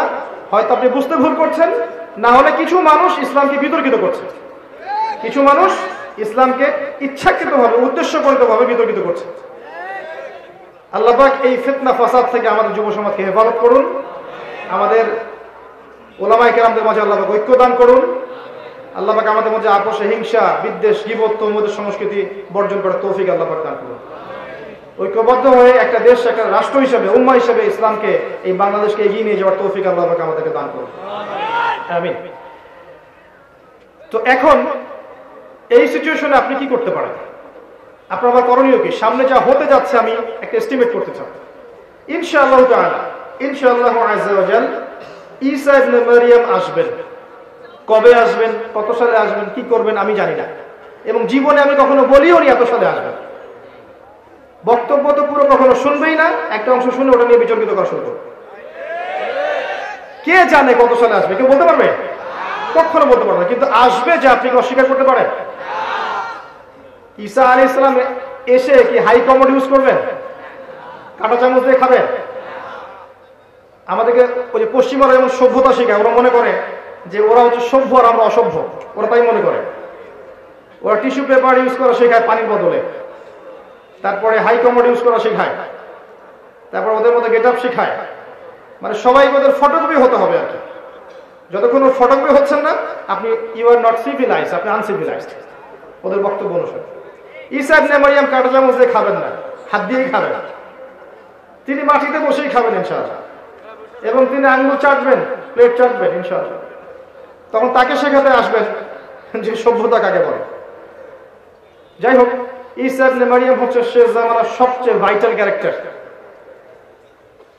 যখন মাসিহুদ দাজ্জাল বের হবে, জিউসরা তাকে ফলো করবে এবং সে সারা বিশ্বকে শাসন করবে। এই ক্ষমতা আল্লাহ পাক তাকে দিয়ে মানুষকে পরীক্ষা করবেন। আপনাকে ওই সময় একটা সূরা বাঁচাবে, একটা সূরাই আপনাকে বাঁচাতে পারে ঈমান আমল তাকওয়ার পর, সেটা হচ্ছে সূরাতুল কাহফ। এই সূরার মধ্যে দেখবেন মূসা এবং খিজর আলাইহিস সালামের গল্প আছে। তিনটা প্রশ্ন করেছেন মূসা আলাইহিস সালাম, আর খিজর আলাইহিস সালাম বারবার বলছিলেন যে আমি কি তোমাকে বলিনি তুমি ধৈর্য ধরতে পারবে না। মূসা আলাইহিস সালাম প্রশ্ন করছেন, কেন নৌকা ফুটা করলেন, কি কারণে বাচ্চাকে হত্যা করলেন, কেন এই দেয়ালটা নির্মাণ করলেন পারিশ্রমিক ছাড়াই? বাহ্যিক চোখে মূসা আলাইহিস সালামের কাছে মনে হচ্ছে প্রত্যেকটা কাজই ভুল, তাই না? আমার কথা বুঝতে পারছেন? বাহ্যিক চোখে, বাইরের চোখ দিয়ে মূসা আলাইহিস সালামের কাছে মনে হচ্ছে তিনটা কাজই ভুল। কিন্তু খিজর আলাইহিস সালাম বললেন, ওই নৌকা ফুটা না করলে সেই নৌকা হাইজ্যাক হয়ে যেত, ওই বাচ্চাকে হত্যা না করলে সেই বাচ্চা বড় হয়ে বড় কাফের হতো, এবং এই দেয়ালের নিচেই এই দুই এতিম বাচ্চা রেখে যাওয়া সম্পত্তি আছে, পৈতৃক সম্পত্তি, তারা বড় হলে এই সম্পত্তি পাবে। বাইরের চোখ দিয়ে মূসা তোমার কাছে মনে হয়েছে যে আমি ভুল করছি, কিন্তু ভেতরের চোখ দিয়ে তুমি যদি দেখতে, আল্লাহর নূর দিয়ে দেখতে, তাহলে বুঝতে পারতে যে প্রত্যেকটা ক্ষেত্রে আমি সঠিক ছিলাম। এই গল্পটা কেন বললাম? পরিস্থিতি বুঝতে হলে, করণীয় বুঝতে হলে আপনাকে দুই চোখ দিয়ে দেখতে হবে। প্রথম কথা, বাইরের চোখ দিয়ে দেখলে সব বুঝতে পারবেন না, ভেতরের চোখ দিয়ে আল্লাহর নূর দিয়ে আপনাকে দেখতে হবে, তখন বুঝতে পারবেন কি হচ্ছে। নূর কিভাবে আসবে ভাই? তাওহীদের উপর থাকলে নূর আসবে, সুন্নতের পাবন্দি করলে নূর আসবে, বেশি বেশি নফল নামাজ তাহাজ্জুদ করলে নূর আসবে ইনশাআল্লাহ। সূরা নূরের উপর আমল করলে নূর আসবে, সূরা নূরের উপর আমল করলে নূর আসবে, বেশি বেশি মাউতের ফিকির করলে নূর আসবে, বেশি থেকে বেশি কোরআন তেলাওয়াত করলে নূর আসবে ইনশাআল্লাহ। আল্লাহর জিকির বেশি বেশি করলে, আল্লাহর ধ্যান করলে, তাসবিহ তাহলিল করলে, আল্লাহর কাছে দোয়া করলে আল্লাহর নূর আসবে ইনশাআল্লাহ। এরপরেও আরো বিষয় আছে, বিনয়ী থাকতে হবে, অহংকারী হওয়া যাবে না। একজন আলেম অনেক বড় আলেম হয়েছেন, মনে অহংকার আছে, এই মনের মধ্যে নূর আসবে না ইনশাআল্লাহ। অনেক বড় ডিগ্রি সার্টিফিকেট আছে, মনে অহংকার আছে, আমি অনেক বড় আলেম, তোমরা কিছুই না, তোমরা তেজপাত, আমি বড় আলেম, এই অহংকার থাকলে মনের মধ্যে আল্লাহর নূর কোশ্চিন কেন আসবে না। আল্লাহ নূর যখন আসবে না, আপনি ভিতর থেকে অন্ধই থেকে যাবেন।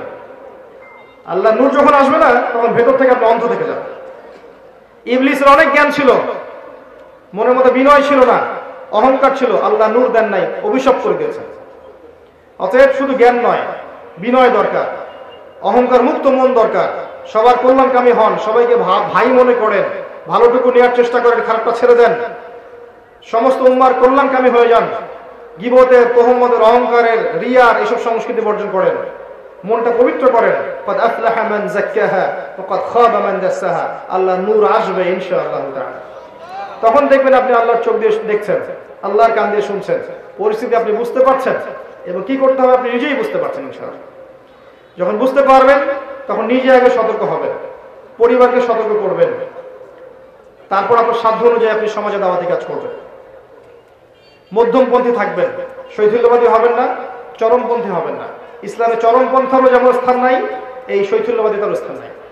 ইসলাম হচ্ছে একটা মধ্যমপন্থী ধর্ম। ওয়া কাযালিকা জাআলনাকুম উম্মাতান ওয়াসাতা লিতাকুনু শুহাদা আলান নাস।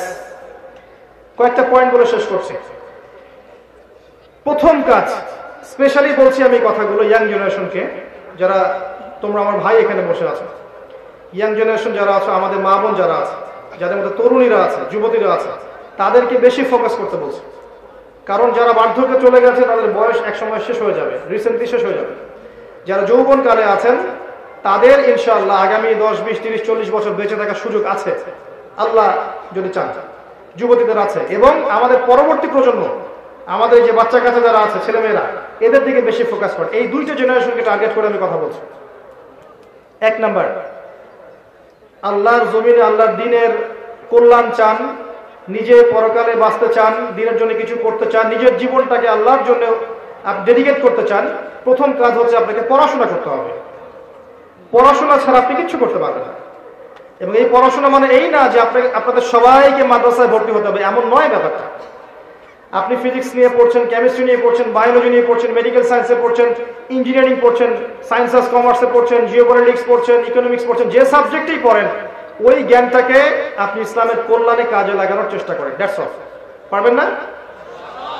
একজন অর্থনীতিবিদ তিনি ইসলামের খেদমত করতে পারেন না, একজন ডক্টর দিনের খেদমত করতে পারেন না, একজন ইঞ্জিনিয়ার দিনের খেদমত করতে পারে না। যার মধ্যে একজন ইসলামিক মূল্যবোধ আছে, এই মানুষ যদি সমাজের দায়িত্বে আসেন, তিনি কি জনগণের খেদমত করতে পারবেন না? মনে করেন কেউ বিসিএস ক্যাডার হয়েছে, প্রশাসনে আছে, তার মধ্যে ইসলামিক নৈতিকতা আছে, সে উম্মার খেদমত করতে পারবে না? এগুলো সবাইকে বাদ দিয়ে কি আমাদেরকে মাদ্রাসায় ভর্তি হতে হবে? না, সবাই হবে না। যারা যারা এখানে আছেন, যে লাইনে পড়ছেন, পড়াশোনা করবেন, বেশি থেকে বেশি পড়াশোনা করবেন, ইনশাআল্লাহ তাআলা আল্লাহ পাক আপনাকে জ্ঞান দান করবেন আল্লাহর পক্ষ থেকে ইনশাআল্লাহ। এই পড়াশোনার পাশাপাশি কি করবেন? এই পড়াশোনার পাশাপাশি আপনাকে ইসলামিক কিছু সাবজেক্ট পড়তে হবে। অনেকদিন বলেছি, আমি আবারও বলছি, কারণ আল্লাহ পাক সূরা আর রহমানের মধ্যে 31 বার বলেছেন ফাবিআইয়ি আলা'i রাব্বিকুমা তুকাযযিবান। কেন বলেছেন বারবার? কারণ বিষয়টা গুরুত্বপূর্ণ ছিল। আপনাকে কোরআন পড়তে হবে। এক নাম্বার, কোরআন পড়া জানেন কারা কারা? হাত তোলেন দেখি। মাশাআল্লাহ। অর্থ জানেন কারা কারা? হাত তোলেন দেখি। ইন্না লিল্লাহি ওয়া ইন্না ইলাইহি রাজিউন। এই হচ্ছে বাস্তবতা। এই বাস্তবতা যখন দূর হবে, সবার হাত যখন উঠবে, তখনই আল কোরআনের আলো ঘরে ঘরে জ্বলবে ইনশাআল্লাহ। তার আগে নয়, তার আগে নয়। কোরআনের অর্থটা বুঝতে হবে, আরবি ভাষা শিখতে হবে। ওই যে বলেছিলাম একটা লেকচারে, আপনাদের মা বোনরা হিন্দি বোঝে না? বোঝে? হিন্দিতে থোড়ি বহুত বাতচিত করতে পারে? পারে। কিভাবে শিখেছে? মিডিয়া দিয়ে, সিরিয়াল দিয়ে, মুভিজ দিয়ে, সং দিয়ে শিখেছে না? আপনি অ্যারাবিকের উপর সময় দেন, অ্যারাবিক শোনেন, অ্যারাবিক লেখেন, দেখেন, দেখবেন ইনশাআল্লাহ 2 বছরের মধ্যে আপনি আরবি শিখে ফেলছেন ইনশাআল্লাহ। আরবি শেখেন, কোরআন অনুবাদ পড়েন, যে তাফসীরটা আপনার কাছে ভালো মনে হয় সেটা পড়েন। ইবনে কাসির হোক, জালালাইন হোক, মারিফুল কোরআন হোক, যেটা আপনার কাছে বেস্ট মনে হয় সেটা পড়েন। একাধিক তাফসীর পড়েন। এরপর কি করবেন? হাদিসের বইগুলো পড়েন। ছোট ছোট বইগুলো থেকে বড় বইয়ের দিকে যান। ছোট বই যেমন আপনার এই যে ফাইজুল কালাম, মিশকাতুল মাসাবি, বুলুগুল মারাম, মিনাদুল আহকাম, পরে আপনি একটু উঁচু লেভেলে যান, তিরমিজি, নাসাই, আবু দাউদ যান, পরে গিয়ে বুখারী মুসলিমে যান। এক লাফ দিয়ে বুখারী মুসলিমে যাওয়ার চেষ্টা করবেন না। যদি করেন তাহলে কি হবে জানেন? তাহলে স্বঘোষিত মুফতি হয়ে যাবেন। অল্প জ্ঞান নিয়ে দেখবেন তখন উলামায়ে কেরামদের সাথে আপনার তর্ক হচ্ছে, এবং ছোট ছোট বিষয়গুলোকে কেন্দ্র করে মসজিদগুলো ভাগ হয়ে যাচ্ছে। এই কাজ করতে যায় না। এটা আমার মতে একটা সহি ভুল পথ। এটা আমার মতে একটা সহি ভুল পথ। আগে বুখারী মুসলিমে হাত দিয়ে না, আগে ছোট ছোট বইগুলো পড়তে পড়তে পড়তে উপর দিকে যান। এবং যেগুলো বুঝবেন না, হাদিসের অনেক কিছু বোঝা যায় না, আমিও বুঝি না। অনেক হাদিস আছে যেগুলো আমরা আসলে এখন বুঝতে শিখিনি। এমনকি কোরআনের এমন অনেক আয়াত আছে যেগুলো আমরা এখনো পরিপূর্ণভাবে বুঝতে শিখিনি। কারণ কিছু আয়াত আছে মুহকামাত, কিছু হচ্ছে মুতাশাবিহাত। অনেক আয়াত কিছুটা অস্পষ্ট, সেগুলো উলামায়ে কেরামের কাছে গিয়ে ব্যাখ্যা নিতে বুঝতে হয়। এই হচ্ছে বিষয়। কওমি মাদ্রাসায় যান, কওমি মাদ্রাসায় যে খেদমতটা হয়, এখানে যে আরবিটা শেখানো হয়, যে গ্রামারের বইগুলো পড়ানো হয়, ফিকহের বইগুলো পড়ানো হয়, এটা আমার মতে বাংলাদেশের মধ্যে বেস্ট। আমার মত। আবার ওইটা নিয়ে বিতর্ক করা শুরু করে দিয়ে যে উনি কওমিকে প্রমোট করেছেন, আলিয়াকে ধ্বংস করেছেন। ইউটিউবে দেখলে মুশকিল, একটা কথা বললে পাশে একটা লাইন লাগিয়ে দেয়, যেটা আসলে বলিও নাই। শোনেন, এই কাজ করলে হয়তো আপনি আমাকে বিতর্কিত করতে পারবেন ঠিকই। আমি যদি দাওয়াতি কাজ ছেড়ে দেই, উম্মার একটু ক্ষতি হবে, কোনো লাভ হবে না। আমার কোনো পরোয়া নাই আল্লাহ পাকে, আমার কেন কারো কোনো পরোয়া নেই আল্লাহ পাকে। কেউ যদি আল্লাহ দিনের এই দায়িত্ব মশাল হাতে নাও নেয়, আল্লাহ পাক নতুন মানুষ তৈরি করে নিয়ে আসবেন ইনশাআল্লাহ। কিন্তু আলেম ওলামারা যখন মাইনাস হয়ে যাবে একজন একজন করে, উম্মার কিন্তু খুব লাভ হয় না, ক্ষতি হবে। এই যে বাংলাদেশের জমিনে এই বছরের মাহফিলে উলামায়ে কেরামের সংখ্যা আগের চেয়ে বেশি না কম? এতে কি উম্মার লাভ হচ্ছে না ক্ষতি হচ্ছে? কোন কোন ক্ষেত্রে এর জন্য মিডিয়াও দায়ী আছে, আপনি কি জানেন? আপনি কোন আলেম সম্পর্কে জানতে চান, ইউটিউবে সার্চ দেন, দেখবেন তার বিপক্ষে অনেকগুলো ভিডিও চলে আসে। একটা এক্সাম্পল দেয়, একটা ছেলে মনে করেন দিনের একটা মাসআলা জানবে, ইউটিউবে গিয়ে সার্চ দিল, গুগলে সার্চ দিল, সেই মাসআলা আসবে এবং দেখবেন ওই মাসআলা সম্পর্কে ডানে বামে নেগেটিভ পজিটিভ অনেক কথা তার সামনে আসবে। এই আলেমকে যা বলেছেন ওই আলেম, তাকে আবার যা বললেন অমুক আলেম, এগুলো অনেক ভিডিওর সামনে আসবে। তখন ওর মধ্যে একটা ধারণা সৃষ্টি হবে যে ভাই আগেই ভালো ছিল, মাসআলা জানার আমার দরকার নাই, থাকে হবে। যারা সেকুলার মাইন্ডেড, যারা একটু কালচার, ইউনিভার্সিটিতে পড়া মানুষ, দেখবেন তারা কিন্তু এই বিষয়গুলোকে খুব ধরে, এবং তারা যতটুকু আসতে চায় ইসলামের দিকে, অনেক সময় আমাদের আচরণের কারণে পিছিয়ে পড়ে। স্মার্ট হন, ইসলামকে যুগোপযোগীভাবে ডিল করতে শেখেন, ইউটিউবিং করেন, আল্লাহর ওয়াস্তে তাকওয়ার সাথে করেন। নিজের মতাদর্শ প্রতিষ্ঠা করার জন্যে, নিজের মতকে প্রাধান্য দেওয়ার জন্যে, কাউকে বিতর্কিত করার জন্যে, কারো ক্যারেক্টার হ্যারেস করার জন্যে, কারো ক্যারিয়ার ধ্বংস করার জন্য এই কাজগুলো করতে যাবেন না। আলটিমেটলি উম্মার ক্ষতি হয়ে যাবে, আর আপনার দ্বারা যদি উম্মার ক্ষতি হয়, আল্লাহ পাক কোশ্চেন কেন আপনাকে ছেড়ে দিবেন না, কখনো ছাড়বেন না আল্লাহ পাক। ওয়া মা কানা রাব্বুকা নাসিয়া, আল্লাহ পাক কিচ্ছু ভুলে যান না, মনে রাখবেন। আল্লাহ পাক সব মনে রেখেছেন, from day 1 to the last day. আল্লাহ পাক প্রতিটা সেকেন্ডের ঘটনা আল্লাহর কাছে আছে, এই রেকর্ড আপনাকে দেখানো হবে। আল্লাহ পাক বোঝার তৌফিক দান করুন। তো পড়াশোনা করেন, হাদিসের মধ্যে সহজ বই থেকে নিয়ে কঠিন বইয়ে যান। আমি শেষ করে দিচ্ছি ইনশাআল্লাহ। এরপরে কি পড়বেন? এরপর ইসলামের ইতিহাস পড়েন, ইসলাম ফাউন্ডেশনে যান, প্রচুর বই আছে, এগুলো কেনেন, পড়েন। প্রত্যেকের বাসায় একটা করে পার্সোনাল লাইব্রেরি করবেন, পারবেন না? প্রত্যেকের বাসায় একটা করে পার্সোনাল লাইব্রেরি করবেন, রাজি আছেন? হাত উঁচু করেন, কারা কারা করবেন? আগামী রমাজান আসার আগেই প্রত্যেকের বাসায় একটা করে পার্সোনাল লাইব্রেরি চাই। মাসে মিনিমাম 5,000 টাকার বই কিনবেন, পারবেন না? পারবেন রে ভাই। 5,000 টাকা আপনার গার্লফ্রেন্ডের পিছনে যায় মাসে, আমি জানি। পারবেন না? আর যাদের একাধিক গার্লফ্রেন্ড আছে ওদের তো অবস্থা খারাপ, তাই না ভাই? এগুলো কি আমাদের সংস্কৃতি? হালাল ভাবে বিয়ে করে নেন, বিয়ের পরে যত খুশি প্রেম করেন, মহব্বত করেন, আল্লাহ বাধা দিবেন না ইনশাআল্লাহ। বিয়ের আগে এগুলো করতে যায়েন না, আল্লাহর গজব চলে আসবে, আল্লাহর গজব চলে আসবে, নাউযুবিল্লাহ। তো যেটা বলছিলাম যে বই কেনেন, বই কেনার অভ্যাস করেন, টাকা খরচ করেন, আল্লাহ পাক টাকা দিবে ইনশাআল্লাহ। আর কি পড়বেন?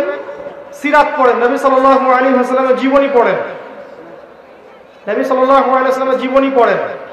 আর রাহিকুল মাকতুম, উসওয়াতুল হাসানা, নবী মুস্তাফা, গোলাম মুস্তাফা, দ্য প্রফেট, অনেকগুলো বই আছে না? আচ্ছা, সিরাতের বইগুলো পড়েন ভাই। সিরাত নিয়ে আসলে প্রত্যেকটা ঘটনার পিছনে একটা কল্যাণ থাকে, আপনি জানেন। আমি এটা ফিল করি, এটা আমার ফিলোসফি, যে প্রত্যেকটা অকল্যাণ বা ঘটনার পিছনে আল্লাহ একটা কল্যাণ বের করে নিয়ে আসে। কুল্লু শার ইউজাদু ফিহিল খায়র, প্রত্যেকটা অকল্যাণের পিছনে একটা করে কল্যাণ থাকে। এই যে নবী সাল্লাল্লাহু আলাইহি ওয়াসাল্লামের জীবনী কোনো একটা লেকচারে হয়তো আলোচনা করেছিলাম ওয়ান্স আপন এ টাইম, আমার ঠিক মনে পড়ছে না কোন লেকচার। সেখানকার 3টা লাইন একজন কাট করে পুরো ইউটিউব আর ফেসবুক ভর্তি করে দিয়েছে। কখনোই এই অংশটুকু তোমরা দিও, যেটা আমি বলছি এখন, কখনোই আমার ইন্টেনশন ছিল না যে আমার দ্বারা নবী সাল্লাল্লাহু আলাইহি ওয়াসাল্লামের শানের খেলাফ কিছু হবে। বরং যদি নবীর জন্য জীবন দেওয়ার প্রশ্ন আসে, তোমার আগে আমি দাঁড়াবো ইনশাআল্লাহ, তোমার আগে আমি সামনের কাতারে দাঁড়াবো ইনশাআল্লাহ, যদি নবীর জন্য জীবন দেওয়ার প্রশ্ন আসে। একজন লিখেছে, আমি নাকি বলেছি যে নবী সাল্লাল্লাহু আলাইহি ওয়াসাল্লাম নবী হওয়ার যোগ্যই ছিলেন না। নাউজুবিল্লাহ, আল্লাহর কসম করে বলছি এই কথা জীবনে আমি কথা বলি। এই কথাটাকে দিয়ে বিতর্কিত করেছে। আমি এতটুকু বলবো যে আমি সচরাচর মানুষের নামে বদদুয়া করি না। যে কাযযাব এই কাজটা করেছে, আল্লাহ পাক যেন তার এই মিথ্যা প্রতিদান তাকে দান করে। 2 নাম্বার যে লাইনটা দিচ্ছিল, যে আমি বলেছিলাম তিনি ভয় পেয়ে গিয়েছিলেন, এরকম বলেছিলাম। ফিতরাতুল ওয়াহির সময় গ্যাপ ছিল একটা ওয়াহি, তিনি ভয় পেয়ে গিয়েছিলেন, কয়েকবার পাহাড়ের চূড়ায় উঠে তিনি নিজেকে ফেলে দেওয়ার চেষ্টা করেছেন, এমন একটা কথা বলেছিলাম। আল্লাহর কসম করে বলছি যে এই কথাটা বলার মধ্য দিয়ে আমার ইন্টেনশন কখনো এমন ছিল না যে এখানে নবীর শানের খেলাফ কিছু হচ্ছে। এবং এই কথাটা বলার জন্য আমি প্রকাশ্যে স্ট্যাটাস দিয়ে সবার কাছে ক্ষমাও চেয়েছি। তবে এতটুকু জানা উচিত যে কথাটা আছে কোথায় বা কোত্থেকে বলা হয়েছে। আপনি এই যে সিরাতের যে বইগুলোর নাম বললাম, ম্যাক্সিমাম সিরাতের বইয়ের মধ্যে এই গল্পটা আছে। আপনি আর রাহিকুল মাকতুম বইটা পড়েন, দেখবেন এটা আছে রাহিকুল মাকতুম বইয়ের মধ্যে, অন্য অনেক বইয়ের মধ্যে আছে, যারা পড়েছেন আপনারা সবাই জানেন। কিন্তু রাহিকুল মাকতুম বইটা 1187টা বইয়ের মধ্যে প্রথম স্থান অধিকারকারী বই, আমার কথা শোনেন। আর রাহিকুল মাকতুম বইটা রাবাতে আলেম ইসলামিয়া কম্পিটিশনে 1187টা পাণ্ডুলিপির মধ্যে ফার্স্ট প্রাইজ পাওয়া বই, আল্লামা সফিউর রহমান মুবারকুর রাহিমাহুল্লাহ। এই বইয়ের মধ্যে এই ঘটনাটা আছে, এবং এই ঘটনাটা সহিহ বুখারীর মধ্যে একটা রিওয়ায়াতে এসেছে, যদিও বা রিওয়ায়াতের সনদে দুর্বলতা আছে। এখানে এটা সরাসরি নবীর কথা নয়, আয়েশা রাদিয়াল্লাহু আনহার কথা নয়, যেটা আমার জানা ছিল না। যেটা আমার জানা ছিল না সেটার জন্য আমি অবশ্যই অ্যাপোলজাইজ করতেই পারি, যে এই জ্ঞানটা আমার তখন ছিল না। আমি রাহিকুল মাকতুম বইয়ের হাওয়ালা দিয়ে কথাটা বলেছিলাম। এখন কথা হচ্ছে, রাহিকুল মাকতুম বইয়ের মধ্যে কিন্তু হাদিসের কোনো তাহকিক নেই। আমার কথাটা শোনেন, যে রাহিকুল মাকতুম বইয়ের মধ্যে এটা আছে, আল্লামা সফিউর রহমান মুবারকুর রাহিমাহুল্লাহর বই, যেখানে ফার্স্ট প্রাইজ পেয়েছে বইটা, এই বইয়ের মধ্যে কিন্তু এই ঘটনার কোনো তাহকিক নাই, কোনো তাহকিক নাই, যেটা সত্য না মিথ্যা, এটার কি মুরসাল নাকি সনদে সমস্যা আছে, কোনো তাহকিক নাই। এতদিন ধরে রাহিকুল মাকতুম বইটা ছাপানো হচ্ছে বিভিন্ন প্রকাশনীতে, 5টা 10টা প্রকাশনী ছাপাচ্ছে, লক্ষ লক্ষ কোটি কোটি কপি রাহিকুল মাকতুম কিন্তু বাজারে আছে। কই এই প্রকাশনা সংস্থা, এই প্রচার মাধ্যম, এই যারা অনুবাদ করেছে, তাদের কাউকে তো আপনি কুফরি ফতোয়া দিলেন না, তাদের কারো বিরুদ্ধে তো কোনো কথা বললেন না। যদি কথা বলতে হয় ওই বইটাকে ব্যান করে দেন, তাহলে বইটাকে ব্যান করে দেন। আর যদি কুফরি ফতোয়া দিতে হয়, সফিউর রহমান মুবারকুর রাহিমাহুল্লাহকে কবর থেকে তোলেন, তুলে কাফের ফতোয়া দিয়ে আবার দাফন করে দেন। সুবহানাল্লাহ, উনার বইয়ে কিন্তু কোনো তাহকিক দেওয়া হয়নি। এবং আরো সিরাতের বইগুলোতে এই ঘটনাটা আছে, যেটা কোনো তাহকিক দেওয়া হয়নি। আর তাহকিক তো আমরা করার যোগ্যতা সত্যি রাখি না। এই জেনারেল লাইন থেকে যারা উঠে এসেছে এবং যারা তালেব ইলম, তারা কি সবাই হাদিসের তাহকিক করতে পারে? তারা যখন এই বইটা পড়বে, তাদের সামনে যখন আসবে, এই লাইনগুলো চলে আসবে, তারা কি এটাকে বিশ্বাস করবে না? স্বাভাবিক করতেই পারে। তাহলে কি দায়িত্ব ছিল? যে এটাকে কাছে ডেকে নিয়ে বুঝিয়ে দেয়া যে আসলে এই হাদিসটার সনদে এই সমস্যা আছে, এখানে এই সমস্যা আছে, এখানে সমস্যা আছে, এটা থেকে ফিরিয়ে নেওয়া। কিন্তু এই কাজটা আমরা করতে পারি নাই। আমরা ইন্টেনশনালি কাজটা করেছি। লেকচারের টপিক ছিল হয়তো অন্য কিছু, এখান থেকে দু একটা লাইন বাছাই করে এটাকে ভাইরাল করা হয়েছে, তার মানে পিছনে কোনো উদ্দেশ্য আছে। তারপরেও আমি পাবলিকলি সবার সামনে, আমি এমন মানুষ নই যিনি ভুলের উপর অটল থাকতে পারি, পাবলিকলি সবার সামনে, আপনাদের সবার সামনে সবাইকে সাক্ষী রেখে, আল্লাহকে সাক্ষী রেখে আমি আমার বক্তব্যের ভুল স্বীকার করছি। যেখানে শব্দ চয়নে হয়তো আমার ভুল হয়ে গেছে, এটা একটা মানুষের পক্ষে হতেই পারে, যে এই চেয়ারে বসেছে তার পক্ষে শব্দ চয়নে মিস্টেক, স্লিপ অফ টাং হতেই পারে। আপনারাও আপনাদের ইতিহাস ঘেটে দেখেন যে স্লিপ অফ টাং সমস্ত লেকচারদের হয়েছিল কিনা কখনো কখনো। ওগুলোকে যদি মার্ক করে করে জনসম্মুখে আমি মানুষকে হ্যাসেল করার চেষ্টা করি, তাহলে উম্মার উপকারের জায়গায় ক্ষতি হয়ে যাবে। যখন নবীর উম্মত কবরে সেজদা দেয়, মাজারে সেজদা দেয়, যখন ইয়া করে, বেদাতের উপর আমলগুলো করে, হারাম খায়, নবীর উম্মত যখন মায়ের খায়, তখন নবীর শানের খেলাফ কিছু হয় না? এইগুলোর এগেইনস্টে কথা বলা যায় না? আমরা বিনয়ের সাথে অনুরোধ করব যে মানুষ মাত্র ভুল হতে পারে, একটা বিষয়কে নিয়ে, ইস্যুকে নিয়ে এত বেশি মাতামাতি করবেন না যে এই বিষয়গুলোকে নিয়ে কথা বলতে বলতে বলতে বলতে আমাদের সত্যিকার শত্রু যারা, এরা আরো 10টা দিন 20টা দিন এগিয়ে যায়। যতটা সময় আমরা এগুলোতে নষ্ট করি, ওই সময়গুলোতে ইসরায়েল আরো 10টা মিসাইল বানিয়ে ফেলে। মৌলিক বিষয় দিকে কাজ করুন। আল্লাহর বান্দা হিসেবে আমি আমার ভুল স্বীকার করেছি এবং এখনো করছি, যে হয়তো ওই জায়গায় ওই শব্দটা আমার বলা ঠিক হয়নি, আমার মুখ থেকে স্লিপ অফ টাং হয়ে গেছে, কিন্তু আমি কোন উৎস থেকে বলেছি এটাও বলে দিলাম। এই বইয়ের মধ্যে, এই সব বইয়ের মধ্যে এটা আছে, কোনো তাহকিক ছাড়াই। তাহলে ওই বইয়ের প্রকাশনা সংস্থা, ওদের যারা পড়ছে, যারা ছাপাচ্ছে, এদের সবাইকে কি আপনি কুফরি ফতোয়া দিবেন না? যদি না দেওয়ার সাহস রাখেন তাহলে বুঝবো এটা পক্ষপাতিত্বমূলক আচরণ করেছেন। আল্লাহ পাক আমাদেরকে হেদায়েত দান করুন, ঐক্যবদ্ধ হওয়ার তৌফিক দান করুন। এবং আমি যারা ভুল ধরিয়ে দিয়েছেন তাদের জন্য আমি আমার মন থেকে দোয়া করছি। যদি তারা পিতার মতো, ভাইয়ের মতো আমাকে ভুল ধরিয়ে দিয়ে থাকেন, ইনশাআল্লাহ তারা ভবিষ্যতে আমার পক্ষ থেকে যে কোনো ভুল হলে আমি ইমিডিয়েটলি শুধরে নিব ইনশাআল্লাহ। কারণ আমি উম্মাকে ভালোবাসি, আল্লাহকে ভালোবাসি, তার রাসূলকে ভালোবাসি, তার দ্বীনকে ভালোবাসি। বিশ্বাস করেন, দেখে নিন ইনশাআল্লাহ, যদি কোনোদিন সুযোগ আসে নবীর শানে জীবন দেওয়ার, আপনার চেয়ে আগে আমি দাঁড়াবো ইনশাআল্লাহ। পড়াশোনা করেন প্রিয় ভাই, 1 নাম্বার কাজ। আর আমার সাথে আরো কিছু মানুষও দাঁড়াবে ইনশাআল্লাহ, যারা সত্যিকার অর্থে নবীকে ভালোবাসে।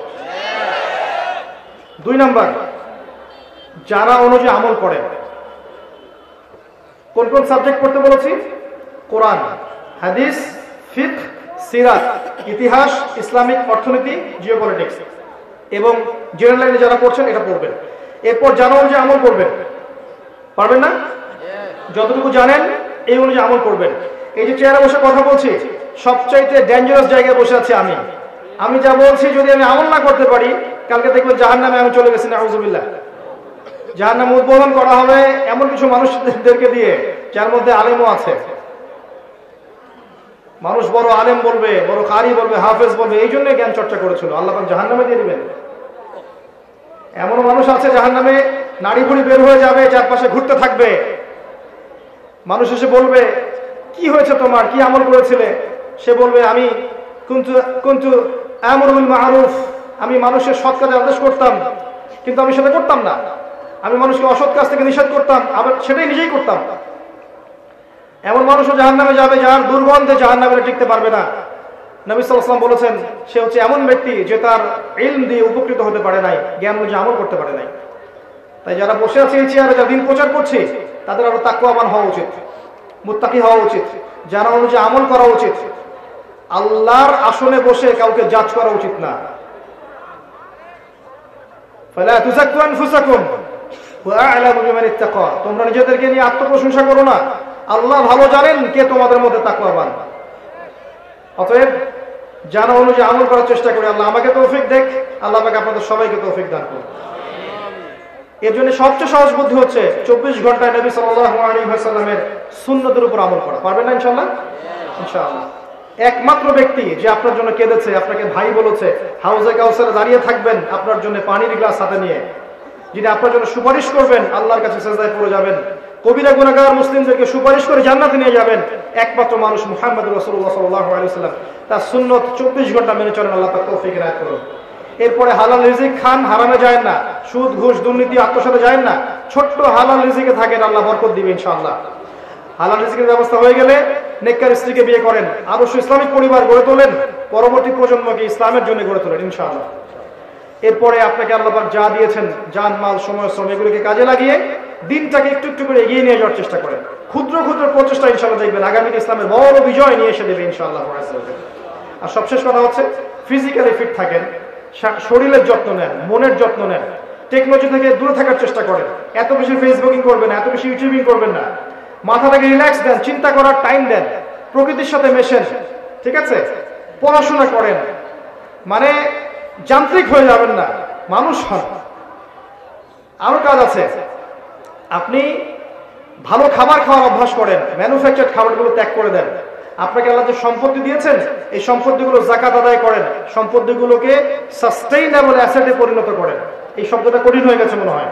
এমন রূপ দেন সম্পত্তিটাকে যেটার মান কখনো কমে যাবে না। আপনি যদি জমি কিনে রাখেন, মান কমে যাবে? বাড়বে। একটু গোল্ড রেখেছেন, এই গোল্ডের মানটা কি কমবে? বাড়বে। একটু রূপা রেখেছেন, এই রূপার মান কমবে না বাড়বে?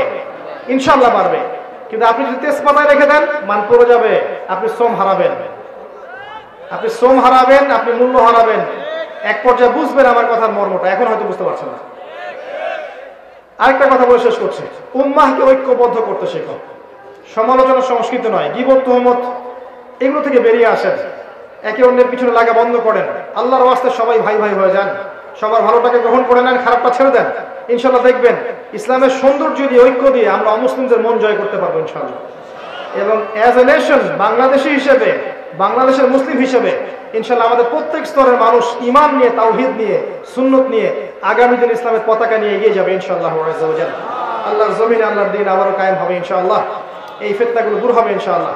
আল্লাহ পাক আমাদের মা বোনদেরকে খাস পর্দায় থাকার তৌফিক দান করুন, যুব সমাজকে হেদায়েত করুন। আল্লাহ পাক আমাদের যুবক ভাইদেরকে ভালো করে পড়াশোনা করার তৌফিক দান করুন, উলামায়ে কেরামের ঐক্য দান করুন। আল্লাহ পাক আমাদেরকে তাওহীদ ও সুন্নাহ থাকার তৌফিক দান করুন, হালাল রিজিক খাওয়ার তৌফিক দান করুন। আকুলু কওলি হাযা আস্তাগফিরুল্লাহ ওয়া লাকুম ওয়া লিসাইরিল মুসলিমিন। বারাকাল্লাহু লানা ওয়া লাকুম বিলায়াতিন হাকীম ইন্নাহু তাআলা জাওয়াদুন কারীম ওয়া রাউফুর রহিম। আমি আজকের মতো এখানে শেষ করছি।